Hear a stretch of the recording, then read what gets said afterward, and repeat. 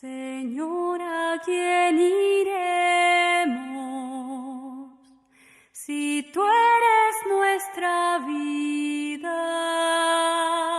Radio María y Didaje, Fe y Doctrina presentan En la Iglesia, un programa para conocer, amar y defender el cuerpo místico de Cristo, la Iglesia Católica. Con ustedes, Andrea Trujillo y Rafael Núñez. Señor, ¿a quién iremos si tú eres nuestro amor? Si tú eres nuestro amor. Buenas tardes, sean todos bienvenidos un miércoles más a su programa En la Iglesia, un programa para conocer, amar y defender el cuerpo místico de Cristo, la Iglesia Católica. Muy buenas tardes, Andrea. Buenas tardes, Rafa. Buenas tardes a todos los oyentes de esta emisora Radio María, que acá seguimos enfrente a la batalla. Acabamos de terminar nuestro maratón, ¿no, Rafa? Sí, señora, y aunque no ha sido tan fructífero, pero creemos y confiamos en la bondad de nuestros oyentes y de todos aquellos que les gusta escuchar el Evangelio y la verdad de Cristo a través de la radio de Mamita María. Sí, seguimos invitando a toda la gente a colaborar y a ser parte de esta obra de la Virgencita, esta emisora Radio María, que es la emisora más grande del mundo, Rafa. Es increíble esta emisora a tantos países y a tantas personas que llega. Y este maratón está dedicado a lograr el dinero para abrir otra emisora en el Congo, en África. Así que los que se sientan llamados a colaborar a que el mensaje de salvación de nuestro Señor llegue a nuestros hermanos un país más en África, pues no duden en hacer su donativo y pueden hacerlo a través de radiomaria.org/donar y allí fácilmente hacen su donación. Es muy fácil, los invitamos a todos. Bueno, Rafa, ¿a quién tenemos hoy en nuestro programa? ¿Quién nos va a acompañar? Yo estoy muy emocionada con este invitado. Cuéntanos. Sí, señora, pues por regalo de Dios, porque ha sido una labor paciente, pero entendible, porque sabemos que nuestro querido Agustín Acosta, que es quien nos va a acompañar esta tarde, es un hombre muy ocupado y ha tocado contactarlo en una época muy agitada desde todos los bandos, desde el bando político, desde el bando de nuestra iglesia, desde el bando de la problemática mundial y de Latinoamérica, pero bendito sea Dios que nos permite esta tarde, casi a menos de una semana de las elecciones en los Estados Unidos, contar con un hombre que ha dedicado su vida a la información, con un hombre que ha dedicado su vida a transmitir la verdad de la información y un hombre que es católico, por supuesto, y que tenemos el gran honor, como tú bien decías, Andrea, la alegría de tener entre nosotros a Agustín Acosta. Agustín, bienvenido a En la Iglesia. Muchísimas gracias, es un honor. Nunca me imaginé, yo los he visto varias veces por la internet, a través de YouTube, nunca me imaginé que yo iba a tener la oportunidad de estar acá, que fue una cosa casi que fortuita. Mi esposa me dijo, te están tratando de contactar para una entrevista. Le dije, bueno, sí, diles que sí, pero yo realmente no sabía mucho de qué se trataba la temática. Luego tuve que hacer un viaje a Puerto Rico, después tuve que hacer un viaje a Atlanta, y entonces pues eso me ha... Y ayer por la noche, cuando yo llegué del aeropuerto, ella me volvió a preguntar, comprométete a la hora que sea, el día que sea, siempre y cuando pues no choque con mi programa de radio de lunes a viernes. Okay, pues de verdad que damos gracias a Dios y a nuestra Santísima Virgen de poder tenerte. Con mucho gusto. Andrea tiene siempre un pedido a nuestros invitados. Sí, Agustín, pues antes de este pedido que te voy a hacer, para mí es un gran orgullo estar contigo. He sido oyente desde hace muchos años y he seguido tu trayectoria tan seria y tan profesional siempre. Te agradezco mucho por habernos acompañado hoy en el programa. Muchas gracias. Y bueno, pedido es que nuestro invitado hace la oración para ponernos en manos de la Virgencita y en manos de nuestro Señor, para que en este programa ellos sean los que nos dirijan y sean los que lleven el mensaje a las demás personas que nos están Claro que sí. escuchando.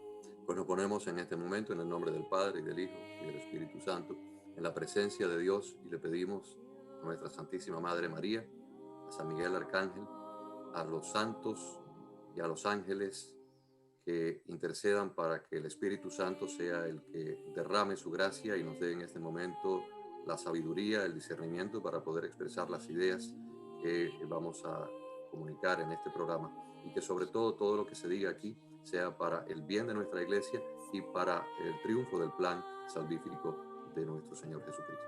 Amén. Amén. Muy bien, pues comencemos. Agustín, para muchos de los oyentes de este programa, tanto a nivel nacional, quiero decir, en las ciudades donde está presente Radio María en los Estados Unidos, quizás no saben quién es Agustín Acosta. ¿Por qué no nos dices un poquito de cómo es tu caminar a través de la fe en tu vida? Claro. Sabemos que eres un inmigrante cubano que tuvo que salir de su país muy joven, y tengo entendido que fuiste a España en un primer momento y luego viniste a los Estados Unidos, al sur de la Florida, a Miami. Cuéntanos un poquito, ¿quién es Agustín Acosta? ¿Cómo es que camina por los senderos de la doctrina católica? Bueno, yo nací justamente en el momento en que llegó la dictadura de Fidel Castro a Cuba. Mi familia era una familia totalmente comprometida con la Iglesia Católica. En los años 60 en Cuba hubo una persecución extraordinaria contra la Iglesia Católica. De hecho, alrededor del año 61, 62, la dictadura cubana reunió a todos los sacerdotes cubanos, los metió por la fuerza en un barco y los mandó para España, y Cuba quedó de un día para otro sin un solo sacerdote católico. Las iglesias se cerraron y por varios años no hubo absolutamente ningún culto. Luego, el cardenal, creo que era el cardenal Ottaviani, me parece que era el secretario de Estado del Vaticano en esa época, logró, a través de la mediación del gobierno de Canadá, que Fidel Castro permitiera la entrada de misioneros canadienses. Y un grupo de misioneros canadienses fueron los primeros sacerdotes que llegaron a Cuba a mediados de los 60, después de la expulsión de los sacerdotes cubanos. Yo vivía en un pequeño pueblo del interior de la isla. Ahí fui bautizado por un sacerdote canadiense, Jean-Paul Duval, y luego mis tías se convirtieron en catequistas. Ser catequista en ese momento en Cuba era como ser un guerrillero contra la dictadura de Maduro en este momento en Venezuela. Es un peligro tremendo de ir a la cárcel. Toda la práctica religiosa que orbitaba alrededor de la iglesia tenía que ser casi de manera clandestina. Los hombres no podían ir a misa, no podían participar del culto porque eran perseguidos en sus trabajos, y algunos pudieran terminar en la cárcel. Y en esa época de esa intensa persecución religiosa, yo pasé mi primera comunión y también la confirmación que recibí de parte del obispo, un obispo canadiense en esos años. Luego, en 1966, mi madre fallece, yo tenía como 6 años de edad. Bueno, por supuesto no había hecho mi primera comunión y la confirmación, eso fue mucho después. Y entonces me fui a vivir con mi abuela y con mi padre. Y alrededor del año 1970, mis ancestros eran españoles, obtuvimos el permiso para viajar a España. Una tía que se encargó de mi crianza tras la muerte de mi madre, mi padre y yo nos fuimos para Madrid en 1970. Yo comencé a estudiar ya en una academia católica en Madrid, y en el año 1974 vinimos para Miami para reunificar la familia. Cuando yo llegué a Miami, prácticamente yo no tenía 14, 15 años de edad, no seguí en los caminos de la iglesia, la rebeldía propia de la adolescencia, pero la ruptura con una noviecita cuando yo tenía como 17 años me hizo regresar a la iglesia. Volví a la iglesia, empecé a practicar todos los domingos, pasé uno de los cursillos de jóvenes que se llamaba en ese momento, creo que se llamaba Encuentros Juveniles. Empecé a cantar en el coro de la iglesia y fue una cosa muy bonita porque me integré en una vida eclesial casi que diaria. Habían actividades prácticamente todas las noches. Bueno, pues así fue transcurriendo el tiempo, y en 1985 yo dirigía una emisora de música acá en Miami, en la frecuencia modulada, y un compañero que en ese momento era periodista de una emisora de la propia compañía, pero de la banda de AM que transmitía noticias, me presentó 2 sacerdotes franciscanos que venían de Yugoslavia buscando ayuda, buscando donaciones y buscando propagar el mensaje de Medjugorje. Para mí Medjugorje era algo completamente desconocido y este periodista me pidió que yo los ayudara a traducir un libro que ellos originalmente habían escrito en croata, lo habían traducido al inglés, pero querían traducirlo al idioma nuestro, al idioma castellano. Y yo traduje un pequeño libro de unas 80 páginas, cuyo autor era el sacerdote franciscano Tomislav Pervan. Mientras yo voy traduciendo el libro, me va picando la curiosidad porque se hablaba de que los niños veían a la Virgen y que la Virgen les había dado un pergamino de un material que no era humano, un material misteriosamente, inexplicablemente, no se podía describir el material, pero en ese material estaba escrito una serie de mensajes que solamente los videntes y la Virgen los veían, pero el resto de nosotros no lo podíamos ver. Y cuando esos mensajes se fueran a divulgar, entonces un sacerdote escogido por una de las niñas podría ver ese texto a medida que fuera acercándose la fecha. Bueno, una cosa fascinantemente interesante. Y eso me abre la curiosidad a empezar a investigar el fenómeno mariano. A partir de ese momento, o sea, hasta ese momento yo era un total neófito en cosas que tenían que ver con mariología. A partir de ese momento yo empiezo primero a leerme la Biblia, casi que de carátula a carátula, sobre todo la parte profética de los profetas del Antiguo Testamento y luego las profecías que se hacen dentro del Nuevo Testamento, sobre todo en la propia profecía de Jesús, de Mateo 24, el sermón escatológico, y posteriormente todas las epístolas de los apóstoles que escriben a las iglesias y tienen un gran contenido profético. Y empiezo a investigar todo lo ocurrido dentro del campo de la revelación privada, la medalla milagrosa, Santa Catalina Labouré, las apariciones de la Salet, las apariciones de Lourdes, de Fátima y las apariciones modernas ya del siglo XX hasta nuestros días, hasta ese momento. Y de 1985 al año 2000 me dediqué de lleno a este tema, participé en más de 200 conferencias en algunos países, muchas de ellas las di yo solo, otras fui invitado con otros panelistas y disertantes. Escribí primero un folleto que se circuló por acá, por el sur de Florida, llamado El Mensajero. Tenía una pequeña circulación de apenas unos 500 ejemplares todos los meses, y aquello luego evolucionó hasta otro librito, que ya ese sí tuvo como 2.000 o 3.000 copias que se distribuyeron. Se regaló ese libro, así que la gente lo fotocopiaba porque tenía como 40 páginas y lo fueron pasando. Esto es antes de la llegada de la internet y de los teléfonos celulares. Y luego ya escribí un libro conjuntamente con un sacerdote europeo, belga, el padre Antoine Lautens, que en ese momento estaba radicado en Costa Rica. Posteriormente se traslada a Colombia y fallece ya como misionero en Colombia unos 15 años después. Y mi último libro, titulado La Hora ha llegado, fue en el año 2000. Y luego cerré por completo mi trabajo sobre estas investigaciones escatológicas.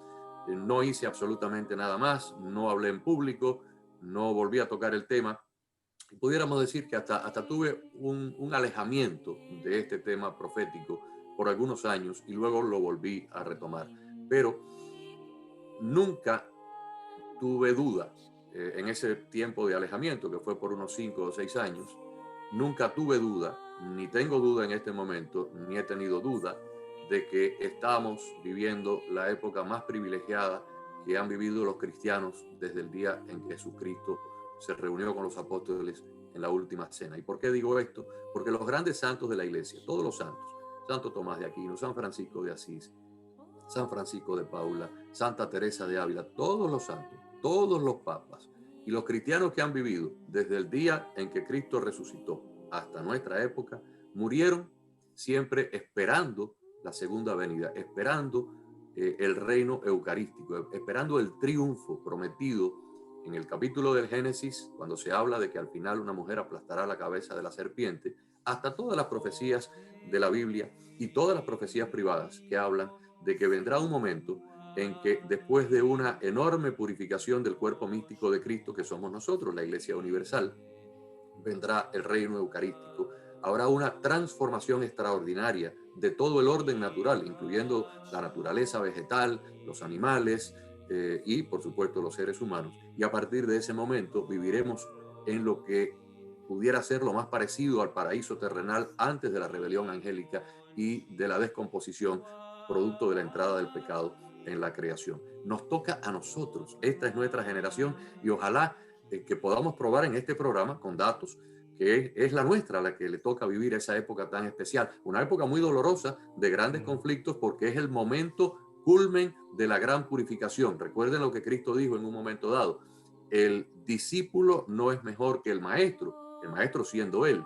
Y si Cristo en su cuerpo físico tuvo que atravesar por el Calvario, por las torturas, por la crucifixión, para luego resucitar en gloria, nosotros que somos la humanidad, el cuerpo místico, la iglesia, vamos a tener que atravesar por el mismo proceso purificador, un derramamiento de sangre, persecución, torturas, vejámenes, escasez, hambruna, para luego entonces resucitar todo el cuerpo místico hacia una nueva era de paz, de amor, donde la iglesia va a tener el mayor florecimiento de la historia y donde la humanidad va a vivir en una comunión diaria con la divinidad, con la Santísima Trinidad, y el pecado ya quedará erradicado, por lo menos el pecado que cometemos por incidencias y por ataques de las fuerzas demoníacas que están a nuestro alrededor en el plano invisible, porque serán derrotadas y serán expulsadas. Agustín, tú nos acabas de contar esa linda historia en donde la Virgen, a través de ese encuentro con Medjugorje y a través de esa disculpa de tu traducción y de ser traductor de este libro, pues ella te jaló y te ha llevado por este camino tan fascinante, que es ahondar un poco más y entender y llegar a esa conclusión que nos acabas de decir, que nosotros estamos en la generación que vamos a vivir esta segunda venida. Pues claramente estamos viviendo momentos muy difíciles en muchísimos aspectos.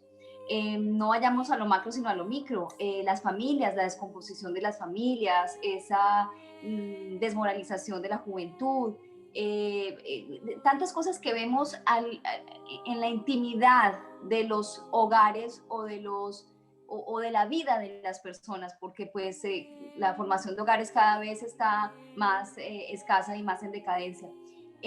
Cuéntanos tú, ¿cuáles crees que son esos signos que definitivamente no nos equivocamos y sí nos va a tocar en esta generación vivir lo que acabas de contarnos? Bueno, yo quiero darles, a mí me gusta mucho en mis programas de radio poner símiles, poner situaciones que todo el mundo pueda entender, porque estas son cosas complicadas. Imaginemos ahora que vivimos en una casa de 2.000 o 3.000 pies cuadrados o 200 metros cuadrados, y en esa casa hay dos familias, ¿verdad? Una familia de 5 o 6 integrantes y otra familia de 5 o 6 integrantes, pero están llenas, la casa está llena de animales. Vamos a imaginar que tenemos 5 o 6 gatos, 5 o 6 perros, 5 o 6 gallinas, 5 o 6 conejos, 5 o 6 cotorras, viviendo juntos dentro de la casa. Ahora, para el símil, que se entienda, los seres humanos dentro de ese edificio son ángeles. Y los animales dentro de ese símil son los seres humanos. Una familia se torna hacia el bien, en este caso hacia Dios. La otra familia se torna en rebeldía por el pecado de la soberbia hacia el mal. Y esa es la rebelión angélica que ocurrió al comienzo de la creación de nuestro plano y que por soberbia se rebeló a Dios. Y aquel ángel de luz llamado Luzbel, por soberbia se cree que él puede llegar a ser igual que Dios, se rebela y se lleva con él un grupo de ángeles que conocemos de ahí en adelante como los ángeles caídos, los ángeles de la oscuridad, los ángeles enemigos de Dios. Y que la palabra dice que son un tercio. Exactamente, un tercio. Entonces, de pronto, en esa casa, que es nuestro plano terrestre, hay una gran batalla entre la familia que está a favor de la luz y la familia enemiga que está en contra de ellos. Y esa gente dentro de esa batalla se tiran adornos, se tiran cosas, se caen a golpes. Los animales que están alrededor son arrastrados a ese enorme conflicto. Porque si hay dos personas que están batallando con un palo o con un bate, o se están disparando o están tirándose cosas para hacerse daño unos a otros, imagínense las cotorras, las gallinas, los perros, los gatos que están a su alrededor, que están siendo afectados por ese gran conflicto. Recuerden que en el símil los animales somos los seres humanos y los humanos de esa casa son los ángeles. El apóstol Pablo, en la epístola a los Efesios, que es una carta que él le escribe a esa iglesia, Por lo demás, fortalezcanse en el Señor y en la fuerza poderosa. Revístanse de las armas de Dios para poder resistir a las acechanzas del diablo. Porque nuestra lucha, y aquí es donde está la clave, porque nuestra lucha no es contra la carne y la sangre, o sea, no es una lucha de seres humanos, aunque somos arrastrados a esa batalla, sino contra los principados, contra las potestades, contra los dominadores de este mundo tenebroso, contra los espíritus del mal que están en el aire. Por eso tomen las armas de Dios para que puedan resistir en el día funesto y manténganse firmes después de haber vencido todo. O sea, nosotros en este momento en el mundo, desde la época de Cristo, estamos siendo arrastrados a este gran conflicto de los tiempos que está teniendo su epílogo en este momento. El Sanedrín, que juzgó a Jesucristo y lo llevó a la muerte, los soldados romanos fueron de cierta forma influenciados por estos espíritus maléficos.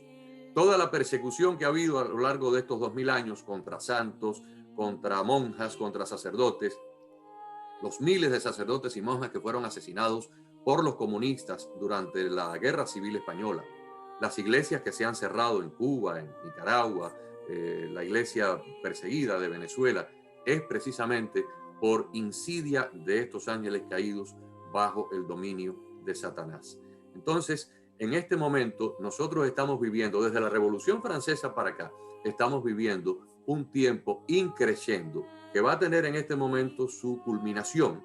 Y la cosa, o sea, lo que estamos viviendo en estos días es prácticamente el aperitivo. El postre y la cena vienen después. Esto se va a complicar mucho más. Vamos a vivir días de gran angustia, vamos a vivir días de una enorme penumbra, algo muy tenebroso sobre la humanidad, sobre nuestras comunidades, sobre la iglesia, sobre nuestras familias. Pero acuérdense de lo que dijo Jesús a la salida del templo cuando sus apóstoles le preguntan, y dinos, ¿cuándo ocurrirán esas cosas? Y Jesús le dice, bueno, vean ustedes, este templo, de aquí no quedará piedra sobre piedra. Efectivamente, la profecía se cumple en el año 70, cuando los ejércitos romanos destruyen el templo que en ese momento él acababa de visitar. Los judíos serán dispersos, ustedes serán dispersos por todas las generaciones y vivirán dispersos hasta que se cumpla el tiempo de los gentiles. El tiempo de los gentiles es cuando los judíos regresan nuevamente a Tierra Santa en mayo del año 1948. Y en un solo día, Naciones Unidas decreta la formación del Estado de Israel. A partir de ahí no pasará una generación hasta que esto ocurra. Y la Biblia nos dice que una generación es entre 70 y 80 años. Si sumamos 70 años a 1948, nos da el año 2018. Y si sumamos 80, que es el otro parámetro máximo, nos da 2028. Entonces hay muchos exégetas e investigadores que opinan que antes del 2028 se van a producir toda una serie de eventos catastróficos para entonces luego al final, que tendremos ya el proceso final, y si quieren entramos en eso más tarde, de los 3 días de oscuridad, en que las potencias oscuras van a ser completamente derrotadas por la Virgen María, San Miguel Arcángel y los ángeles de la luz, y de ahí en adelante vendrá el reino eucarístico. Y quiero también luego explicar, si es posible, que no es la presencia física de Jesucristo. Jesucristo no viene a caminar por la tierra como caminó en Tierra Santa cuando nació de María y luego vivió su vida pública. Jesucristo viene en una segunda, es una especie de venida intermedia, pero es una venida eucarística, es una venida espiritual. Pero está ocurriendo en nuestros días, está ocurriendo, y nosotros simplemente somos las personas que estamos siendo alineadas en estos dos bandos. Por nuestro libre albedrío podemos escoger militar en el bando del enemigo o en el bando de Dios, y tenemos en este momento que definirnos. Nadie puede quedar sobre la cerca. Y luego, si podemos, entramos también en el gran aviso profetizado en Garabandal y en tantos otros lugares, mediante el cual todos los seres humanos vivos van a tener una perfecta y absoluta realización de nuestro Señor Jesucristo, del poder de Dios, y a partir de ahí todo el mundo tendrá que escoger estar en un bando o en el otro. Es decir, que en la palabra de Dios lo tenemos claro cuando el Señor nos dice que no te quiero tibio, o eres frío o eres caliente, porque a los tibios los vomito. Eso se cumple allí. Otra cosa que quiero que veamos bien señala es que ya en Génesis 3:14, Génesis 3:15, la palabra dice que la mujer pondrá su talón sobre la cabeza de la serpiente. Y esto coincide perfectamente con el tercer mensaje de la Santísima Virgen en Fátima. Y Sor Lucía, en un mensaje que le hace llegar en una carta que no es pública, pero se ha hecho conocida por alguna gente, le hace llegar al cardenal Cafarra este mensaje. No se angustien porque todo esto pasará, pero la Santísima Virgen ya ha pisado la cabeza de la serpiente. Ahora, también nos mencionabas que el apóstol San Pablo nos deja ver en esa carta a los Efesios que necesitamos armarnos con las armas de Dios. Háblanos un poquito, porque yo tengo entendido que las armas de Dios son su palabra, que es como espada de doble filo, y los sacramentos. ¿Cómo puede un católico normal y sencillo, como nosotros, afianzarnos en una época tan crítica como la que vivimos a esas armas de Dios? Bueno, las armas de Dios son múltiples, porque Dios nos deja armados precisamente. Dios no es un Dios egoísta, no es un Dios insensato, no es un Dios ni tonto ni olvidadizo. Sería totalmente una falta de Dios habernos mandado al combate sin darnos las armas. O sea, ningún general, ningún comandante, ningún jefe de Estado manda a 500.000 de soldados al combate con las manos peladas. O sea, sería casi mandarlos al suicidio. Y Dios nos deja una serie de cosas muy precisas. Primeramente, con la venida de nuestro Señor Jesucristo, quedan instaurados a través de su iglesia una serie de sacramentos. Una serie de sacramentos que la palabra nos explica y los propios padres de la iglesia nos explican para qué sirven. El bautismo nos separa y nos coloca dentro de un grupo, o sea, del grupo de los hijos de Dios. El bautismo ya nos da un carácter de un revestimiento, pero por sí solo el bautismo no sirve para nada. O sea, el bautismo nos separa, nos marca. Es como cuando el dueño de una gran granja de reses compra una de estas res y la marca con su sello para que sepan que esa res es de él, y si se perdiera por ahí es de su propiedad. Luego viene el proceso eucarístico. Para pasar por el proceso eucarístico hay que prepararse, hay que tomar la primera comunión, y ya entonces, cada vez que comulgamos, y esto es fundamental, estamos recibiendo el cuerpo y la sangre de Cristo. El cuerpo y la sangre de Cristo. ¿Y por qué es esto? Esto hay que ir nuevamente al Génesis. Cuando Dios crea al ser humano, crea también una naturaleza perfecta. Había un orden perfecto. Dios crea al hombre para ser absoluta y plenamente feliz en cada instante de su vida, sin dolor, sin sufrimiento, sin penuria, sin agonía. Estas palabras no existían en ese momento porque había un orden perfecto. Con la entrada del pecado y del mal en lo que es la creación, viene un desorden. Por ejemplo, si colocamos una manzana, un aguacate o una banana, al poco rato se empieza a descomponer, empieza a ocurrir un proceso de putrefacción. Eso en el paraíso no ocurría. Estas frutas, estos vegetales, esta naturaleza que ocurría que existía en el paraíso, era para dotar a los hombres, a los humanos, de todos los elementos nutritivos para una vida sin degradación, para una vida sin corrupción. Por eso es que estaban estas personas destinadas a vivir siglos, a vivir cientos de años, porque no tenían una forma de morir, no habían enfermedades, no habían plagas, no había nada. En el momento en que todo eso se desordena con la entrada del mal y del pecado tras la rebelión angélica, entonces viene un desorden de toda la naturaleza. Como de ahí en adelante, nuestro aspecto espiritual, en conjunción con nuestro aspecto físico, sufre una degradación.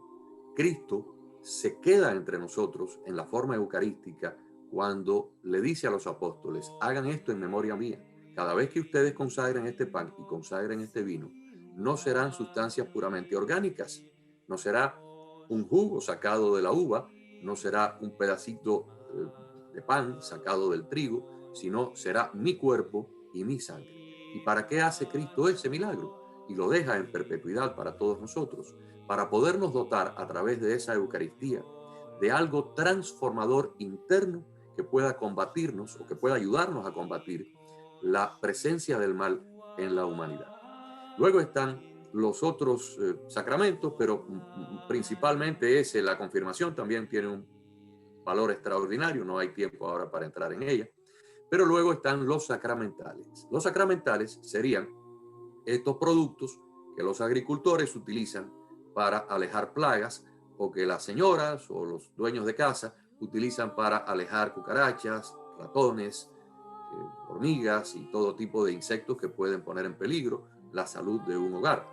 Los pesticidas y todas estas cosas serían los sacramentales. Y en los sacramentales pues tenemos el agua bendita, tenemos el óleo bendito, el aceite bendito, tenemos la sal exorcizada, tenemos las medallas milagrosas, los crucifijos como el crucifijo de San Benito, la medalla de San Benito, que los escapularios, que nosotros los católicos, porque desafortunadamente nuestros hermanos separados, los protestantes, no creen en esto, los católicos podemos utilizar esos sacramentales para ahuyentar y para mantener a cierta distancia, alejados de nosotros, los espíritus maléficos, para que realmente no puedan entrar en nuestros planos más cercanos a hacernos daño.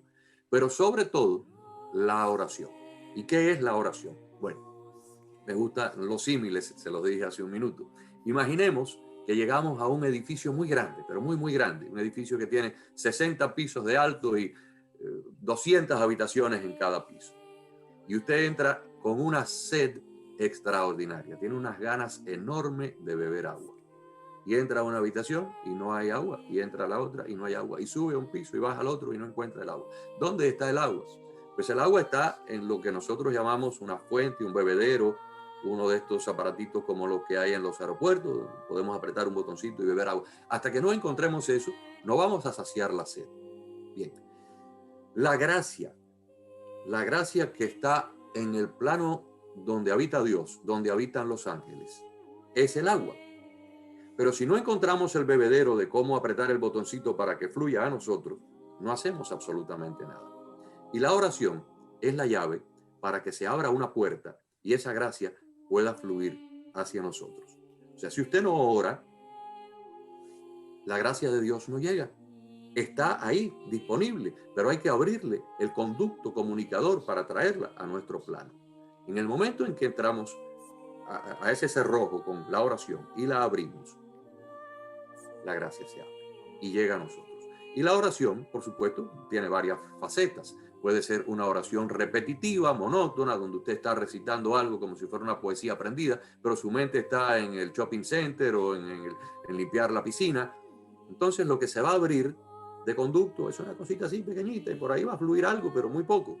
Ahora, si es una gracia que usted quiere que realmente venga en forma de torrentes, entonces tenemos que hacer una oración profunda, de corazón, sentida. Y ya, por supuesto, las personas que han logrado dominar esto a un grado extremo, como Santa Teresa de Ávila o el Padre Pío de Pietrelcina o San José de Cupertino, entraban en un estado de oración tan profundo que hasta podían levitar, podían subir y desafiar las leyes de la gravedad. Y entraban, inclusive se habla de que algunos de estos místicos emitían una luz corpórea extraordinaria. ¿Por qué? Porque lo que venía de arriba, la gracia, ya no era un tubo, ya se había abierto algo como una represa de un enorme contenedor y por ahí fluía toda esa gracia y ese místico. Pero eso está reservado a cada uno de nosotros. O sea, no solamente los místicos de antaño. No, cada uno de nosotros puede operar de esa forma. Lo que pasa es que estamos tan atados al mundo y estamos tan ensimismados en el teléfono celular y en el reloj y en el tiempo y en la vida ordinaria que nuestra oración es realmente un poco imperfecta, empezando por la mía.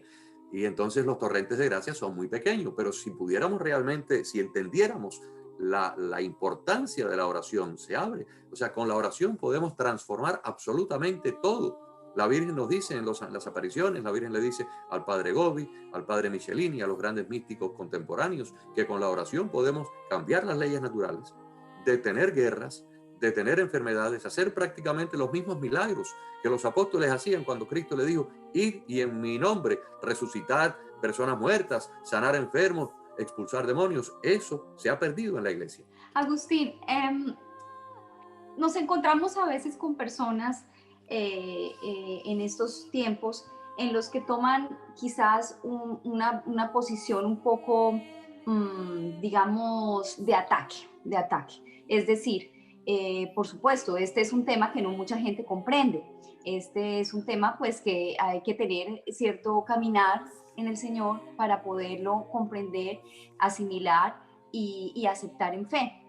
Pero hay como dos posiciones, como esta persona en el que quiere como atacar a todo el mundo, estás equivocado, eso no es, o simplemente tomar una posición un poco como de oración, un poco más reservada. No sé cuál sea la posición correcta, porque recibimos todo el tiempo ataques por los medios de comunicación, ataques directos de otras personas. El católico está en un constante ataque en este momento. ¿Cuál debería ser una posición de un católico?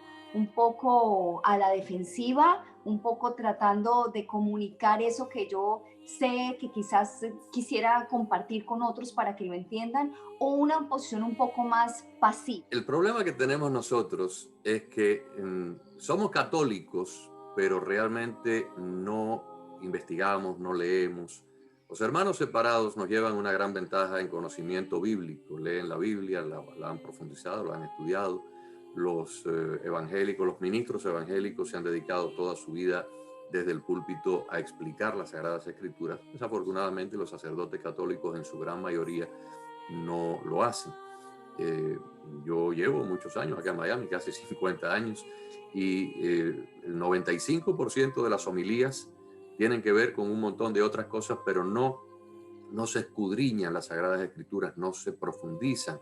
Llega, por ejemplo, un pedazo de la carta a los tesalonicenses y ese día el sacerdote decide hablar de la importancia de la colecta del CCD y de la obra del arzobispo y no se explica lo que está realmente dentro del Evangelio.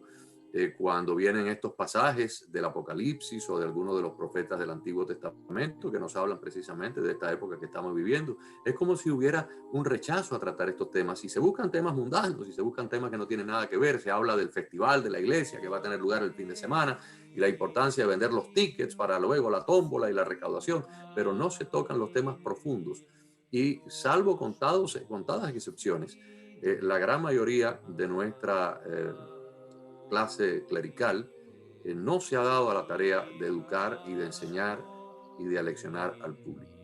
¿Qué es lo que está pasando en este momento? Bueno, está pasando que tenemos un montón de católicos comodones, cómodos, que no quieren que nada les venga a sacar de su estado o de su área de confort. Y Cristo podía haber negociado con el Sanedrín, podía haber llegado a un acuerdo de partes con quienes lo juzgaron, podía haber dado las palabras, las respuestas que Pilatos quería escuchar y no lo hubieran matado y hubiera salido de ahí airosamente, pero por supuesto el plan de redención no se hubiera cumplido.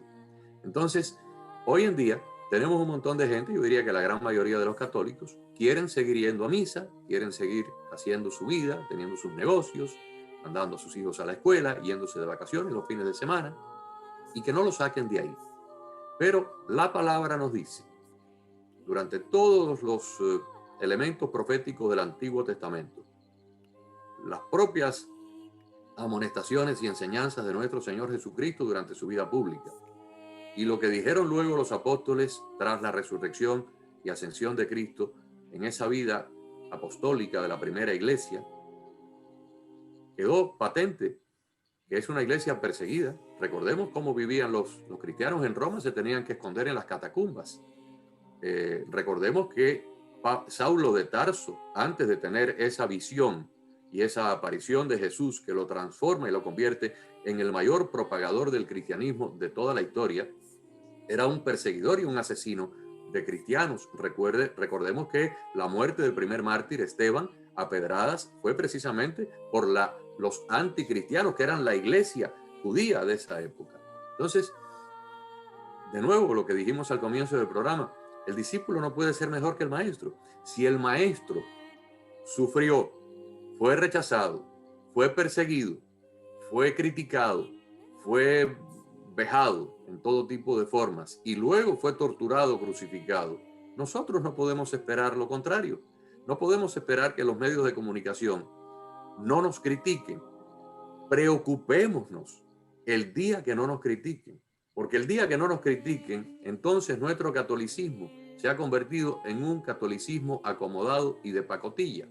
El verdadero católico va a ser criticado, va a ser rechazado, inclusive por los propios católicos, inclusive por algunos sacerdotes y por la propia iglesia. Yo recuerdo cuando yo publiqué uno de mis libros, estaba en el aeropuerto de Bogotá, iba de Cali para San José, Costa Rica, y veo un grupo de monjas. Y yo con un gran fervor saco uno de los libros que llevaba en el maletín, me acerco a una de ellas, que tendría unos 40 años de edad, y le digo, mire madre, quisiera obsequiarle este libro. ¿De qué es? Bueno, es un libro sobre la Virgen. No, yo no quiero hablar de la Virgen. Tengo demasiados libros de la Virgen que no puedo leer porque no tengo tiempo. Y dio la vuelta y se fue. Yo me sentí como si me hubieran aplastado. Y tristemente, hoy, la persecución, el rechazo, la crítica, las burlas, ni siquiera están viniendo de los sectores ateos o de los sectores de la prensa, de esta prensa liberal. Están viniendo dentro de nuestra propia iglesia. Pero es parte del proceso. Porque hace unos días estaba leyendo yo un pasaje donde Jesús, y perdónenme, yo no soy un gran conocedor de la Biblia, yo no puedo citar citas bíblicas así de memoria, las tengo que leer porque no me las sé. Pero Cristo dice, yo no he venido a traer la paz, yo he venido a traer el fuego. Y en una familia estará el padre contra los hijos, estará la madre contra las hijas. ¿Qué es lo que nos quiere decir Cristo? Que por culpa de su nombre, por razón de su nombre, habrá una gran división. Habrá una gran división dentro de las propias familias y lo estamos viendo en este momento en los Estados Unidos con este proceso electoral entre los conservadores y los liberales. Y ojo, yo no les voy a decir por quién votar, pero ustedes van a sacar sus propias conclusiones así sin tener que pensarlo mucho. Hay un partido encabezado por un señor que a pesar de sus múltiples, enorme cantidad de defectos físicos y de imperfecciones humanas, desde que llegó a la Casa Blanca, ha protegido al Estado de Israel. Y recordemos que Israel es el pueblo escogido. Ha protegido las iglesias, las sinagogas, la práctica religiosa. Ha promulgado decretos para fortalecer la libertad religiosa en los Estados Unidos y en el mundo. Está a favor de la vida, está en contra del aborto. Y el otro partido ha postulado a un señor que se autoproclama católico, pero que está a favor del aborto. El aborto es una plaga bíblica.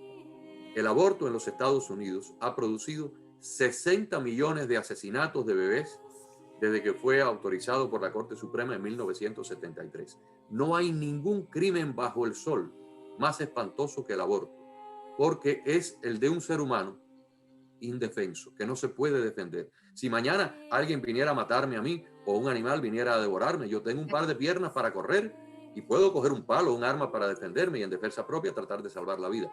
El bebé que está en el útero no se puede defender. No se puede defender de un cirujano entrenado con un instrumento que va a destruirlo en el vientre materno.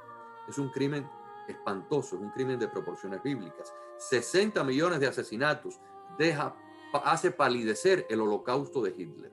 Y está ocurriendo en nuestros días. Está ocurriendo en América Latina, está ocurriendo, ahora quieren promulgar el aborto en Colombia, lo acaban de hacer en Argentina, en Europa. En Bélgica, la eutanasia la han llevado ya a un extremo, donde hay ancianos que no quieren ir a un hospital a chequearse la salud porque tienen miedo que los maten.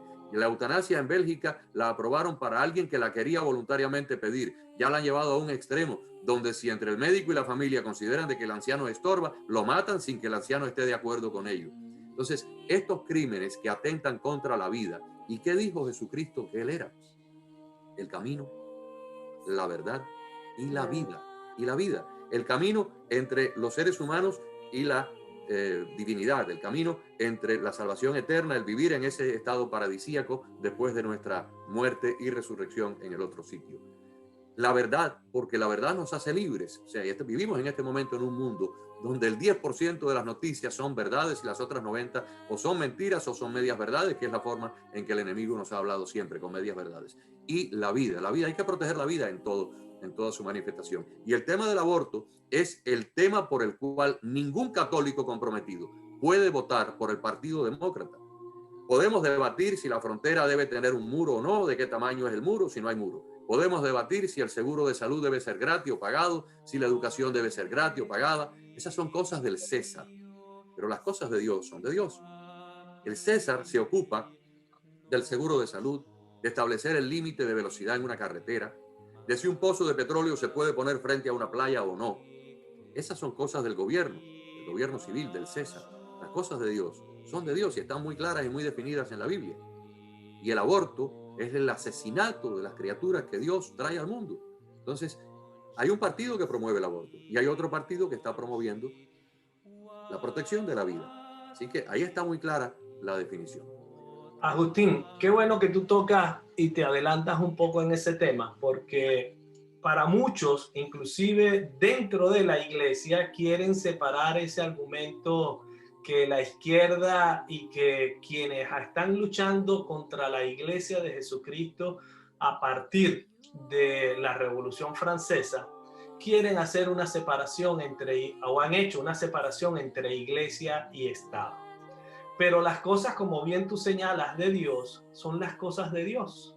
Y nosotros que creemos en Dios, hemos encontrado en este presidente, Donald Trump, un individuo que, si bien a mí no me puede gustar su manera altanera, a mí no me puede gustar el tono de su voz, todo eso son objeciones subjetivas, pero en él encuentro un individuo que es el único presidente que ha estado presente en las marchas pro vida que se han desarrollado en Washington, y otra cantidad de elementos y de características que tú bien has señalado.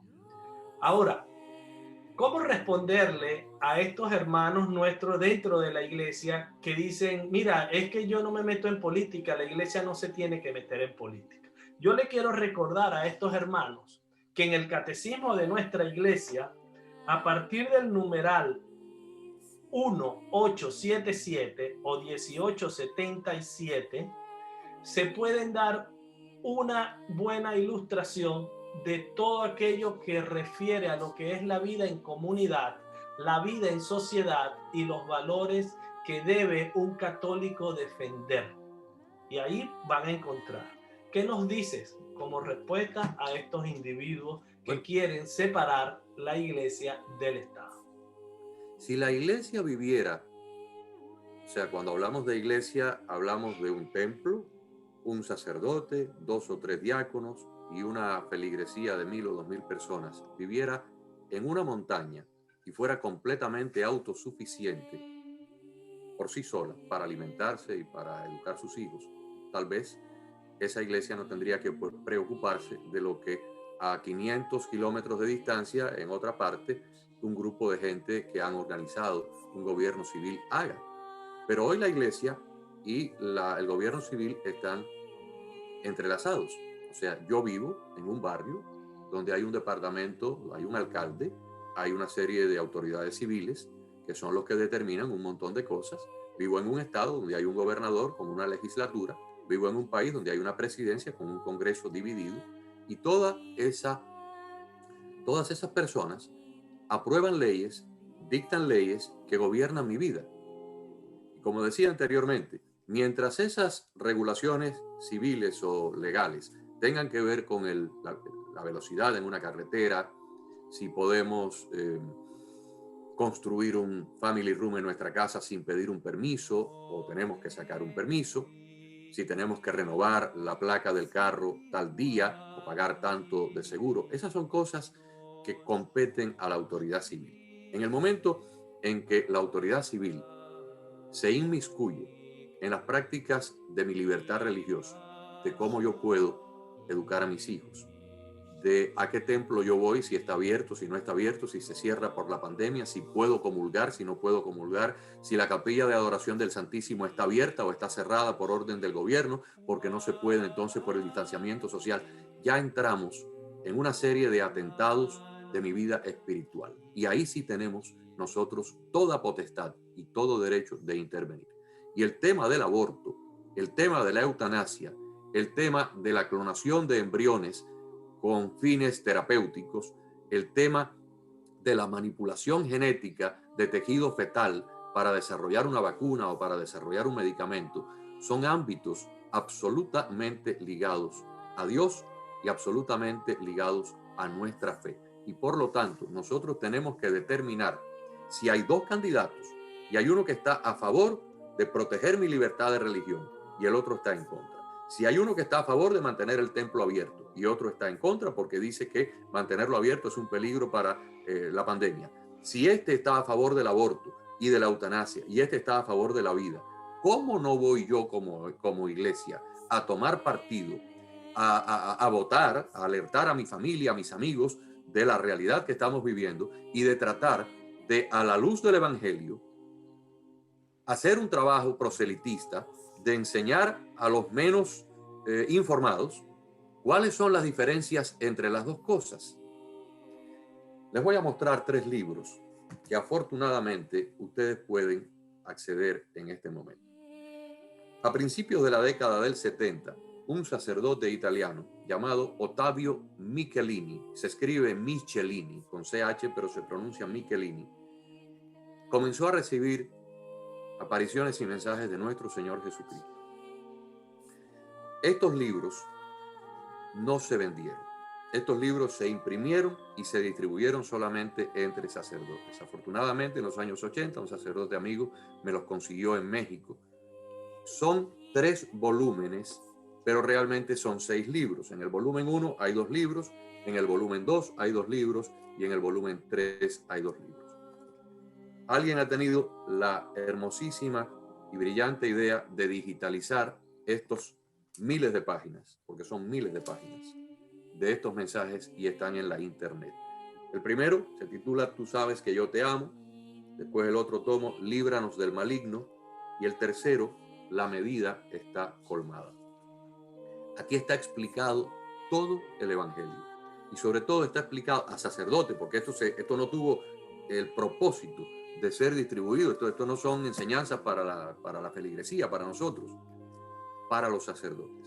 Aquí se le explicó a este señor, a Ottavio Michelini, para que él se lo comunicara a sus hermanos sacerdotes, todo el proceso de la purificación, el proceso de la segunda venida, el proceso de la participación del hombre en el mundo moderno para contrarrestar las fuerzas del mal y sobre todo de la penetración que ha hecho el mal dentro de la jerarquía eclesiástica. Esto es un tema sumamente polémico, pero que no podemos tener miedo de enfrentar. La iglesia, durante los últimos 2 siglos y sobre todo durante los últimos 50 años, ha sido infiltrada por las fuerzas del enemigo. De hecho, en Francia apareció un día un maletín de un hombre que sufrió un infarto. Abrieron el maletín y adentro había un manuscrito de cómo los servicios de inteligencia soviéticos, con algunos países aliados de los soviéticos como los checos, los rumanos, habían reclutado más de 1000 jóvenes comunistas, jóvenes de 18, 20, 22 años, y los habían infiltrado en los seminarios católicos de prácticamente todos los países europeos, en Italia, en Francia, en Polonia. Habían infiltrado jóvenes comunistas comprometidos con el Partido Comunista para que se hicieran sacerdotes y algunos de ellos eventualmente se convirtieran en obispos para minar la iglesia desde adentro. Y eso es un hecho. Fue publicado en un libro que se llama 1025. En estos libros, Jesús le explica al padre Michelini cómo la iglesia está infiltrada. Eso no quiere decir que la gran mayoría, pero basta que 1 o 2 obispos, 1 o 2 cardenales puedan participar en un sínodo, en un concilio y alterar desde adentro, desde una manera muy sutil, una serie de cosas que luego van a tener una repercusión en el resto de la Iglesia Universal y por supuesto en todos nosotros. Hemos visto... Sí, adelante. Claramente ya lo estamos viendo de una manera pues evidente en lo que estamos viviendo en los últimos tiempos, que es muy importante que nos preparemos, que nos informemos, que conozcamos estos materiales en donde nos dan herramientas para estar fuertes. Pero muy importante, yo siempre me pregunté, ¿qué quiere decir esa frase de al final habrá un solo rebaño y un solo pastor? Cuando yo tenía como 18, 19 años se lo pregunté a un sacerdote y me dijo, no, es que al final todas las iglesias convergerán, todos los ateos se convertirán, los musulmanes, los budistas, todo el mundo creerá. ¿Cómo es posible? Entonces, los hermanos separados creyeron en los años 70 y 80 que con la propagación del evangelio iban a poder convertir al resto de las otras culturas o civilizaciones. Y por eso hicieron una enorme red de radios y de estaciones de televisión, primero por onda corta y luego por canales de UHF, y cubrieron China y la India y cubrieron por todos lados y diseminaron cientos de millones de Biblias. Hicieron un trabajo evangélico extraordinario en países eminentemente que no eran católicos, como China, como Japón, como la India. Pero aún así, ¿cómo se convierte un ateo que está profundamente convencido de que Dios no existe? ¿Cómo se convierte a uno de esos musulmanes que realmente cree en Al-Qaeda y en todas estas cosas? ¿Cómo se convierte al catolicismo? Aquí es donde viene la gran maravilla de Dios. Cuando la Virgen se aparece de 1961 a 1965 a 4 niñas en San Lorenzo de Garabandal, en el norte de España, en Asturias, entre las cosas que le anuncia algo que se ha conocido popularmente como el Gran Aviso. El Gran Aviso no es más que la gran iluminación de la conciencia. Está profetizado en la Biblia. El exégeta bíblico Mauricio Osaeta, que ustedes han tenido acá, ha hecho grandes descubrimientos en el Antiguo Testamento y luego en el Nuevo Testamento sobre cómo se habla de esto de la iluminación de la conciencia, donde todo será desvelado y todos tendremos esa realización. La Virgen, en este libro que le escribe al padre le dicta al padre Stefano Gobi durante los años 70, 80 y parte del 90, el libro azul del padre Gobi, la Virgen a mis sacerdotes predilectos, que fue el fundador del movimiento sacerdotal mariano, le viene a revelar por completo el Apocalipsis y se lo desnuda de una manera que un niño de 7 u 8 años lo puede comprender. Y la Virgen le habla ahí en varias ocasiones de la gran iluminación de la conciencia. Un día, y no muy lejano, yo me atrevería a decir que en los próximos 5 o 10 años, un día se producirá un efecto cósmico, donde aparentemente chocarán 2 cuerpos celestes, pueden ser 2 meteoritos, un asteroide, 2 asteroides, chocarán. En la descomposición de estos cuerpos se producirá una gran luz, y de esa luz saldrá la cruz de Cristo. Y todos los seres humanos la veremos, donde quiera que estemos, los que estén en el cono sur, los que estén en el cono norte, los que estén por Asia, los que estén por América, la veremos esta cruz parecida, se nos ha dicho, a la cruz que aparece nuestro Señor de la Divina Misericordia, y de donde fueron los huecos de sus heridas, saldrán torrentes de luz. Y a partir de ese momento, esa luz producirá lo que se conoce como un segundo Pentecostés. Recordemos que habían un montón de incrédulos que llegaron a Jerusalén un día. Cuando el primer Pentecostés se derrama, está la Virgen con los apóstoles, con los que habían quedado, en un cuarto alto. Y ahí esas lenguas de fuego llenan a estos apóstoles de una energía sobrenatural, les permiten salir a hablar todos los idiomas y salen a la calle y empiezan a predicar y empiezan a hablar presos de ese Espíritu Santo. Y las Escrituras nos dicen que se producen múltiples conversiones de gente que nunca había conocido a Cristo ni había sabido de Cristo, pero que ahí se produce la primera gran conversión pública, masiva, en ese primer Pentecostés. La Biblia, la Escritura y la historia de la humanidad y de la cristiandad es cíclica, se repite. La figura, por ejemplo, de Ciro, el gran emperador persa, pudiéramos decir que en este momento tenemos a un Donald Trump que es un individuo perfectamente, ni siquiera es católico, pero lleno de imperfecciones, pero que ha sido como una bendición, como un enviado del cielo para preservar nuestra libertad religiosa y para fomentar la práctica de nuestra fe. O sea, se repite la historia. Viene un segundo Pentecostés, y en ese segundo Pentecostés, por esa magna iluminación de la conciencia de todos los humanos, ateos, musulmanes, budistas, de toda la gente, los protestantes, todos los judíos, todos verán a Cristo, todos verán las heridas de Cristo, la emanación de luz. Y en un proceso de unos 15 o 20 minutos vamos a tener una iluminación de la conciencia nuestra, como la que tienen las personas que tienen una muerte física por un accidente, por una cirugía, y después de estar 15, 20, 30 minutos muertos, los paramédicos los resucitan, y cuando regresan cuentan. Y el doctor Raymond Moody, que es el gran investigador de este tema y tiene múltiples libros escritos, ha entrevistado a más de 25,000 pacientes que han muerto. Todos han regresado y todos han dicho que vieron a Jesús, que vieron a los ángeles, que tuvieron una revelación de sus pecados, y todos cambian su vida, abandonan una vida de pecados, se vuelven a una vida de espiritualidad después de tener esta experiencia en una muerte clínica. Bueno, esto es lo que va a ocurrir cuando venga ese segundo Pentecostés, cuando venga esa desbordación del Espíritu Santo a nivel planetario. Todos los seres humanos vamos a tener una realización de lo que ha sido nuestra vida hasta ese momento. Vamos a ver nuestras buenas acciones, nuestras malas acciones, cómo hemos ofendido a Dios, y a partir de ahí tendremos la oportunidad de abrazar a Cristo o rechazarlo virulentamente, y será lo que la Biblia dice, la separación del trigo y de la cizaña. Ese será el momento. De ahí en adelante, 3 o 4 años más, estaremos bajo el reinado del anticristo, y luego viene el gran triunfo de la iglesia. Agustín, no nos resta sino agradecerte pues por esta oportunidad de poder conversar contigo, de escucharte y de que hayas compartido tanto conocimiento con nuestra audiencia. Te agradecemos y quedamos pendientes con esa promesa de hacer un par de programas más sobre esos temas que son tan actuales y que tanto necesita nuestra audiencia escuchar una opinión desde un conocimiento profundo de lo que es la parusía. Andrea. No, pues Agustín, definitivamente que nada más nos dice el abrebocas, así que definitivamente vamos a hacer más programas contigo, y te agradezco muchísimo, te agradecemos muchísimo que nos hayas acompañado en este programa y que nos hayas iluminado dándonos estas cantidad de herramientas. Gracias, Agustín.